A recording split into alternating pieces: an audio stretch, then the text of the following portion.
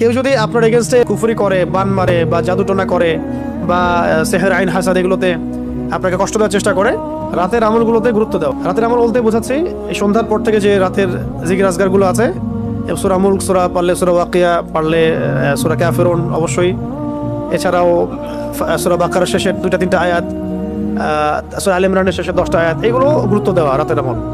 রাতের বেলা ওরা কাজ বেশি করে, এরা কোন সময় কাজ বেশি করে? রাতেই বেশি কাজ করে। এই জন্য রাতের বেলা নিরাপদ থাকতে হলে আমলগুলো সন্ধ্যার পরে করে ফেললেই খালাস। করতে করতে করতে প্রতিদিন করতে করতে এমন একটা অবস্থা চলে আসবে যে তখন আপনি আধা ঘন্টায় দেখবেন সব আমল হয়ে গেছে, 1 ঘন্টা সব আমল হয়ে গেছে, চলে আসছে, অভ্যাসে চলে আসছে আর কি।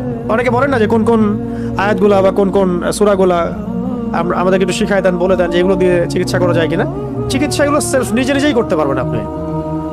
এটা যে বিশ্বস্ত ডাক্তারের কাছে গেলেও তো ভালো, যদি নাও যান, নিজের এগুলো জানা থাকে, তেলাওয়াত সহি থাকে, আপনি ওযু করে বসে ওই আয়াতগুলো তেলাওয়াত করে পানিতে দম করতে পারেন। সেই পানি আপনি খাবেন, বাসায় ছিটাবেন, সেই পানি আপনি গোসলের পানিতে মেলাবেন, সেই গোসলের পানিতে আপনি 7টা বড়ই পাতা বেটে দিয়ে দিবেন, 7টা বড়ই পাতা পিষে দিয়ে দিবেন, দিয়ে ওই পানিটা যেটা আপনি পড়লেন, মানে সূরাগুলো যে পানিতে পড়লেন সেই পানিগুলো মিশিয়ে দিবেন।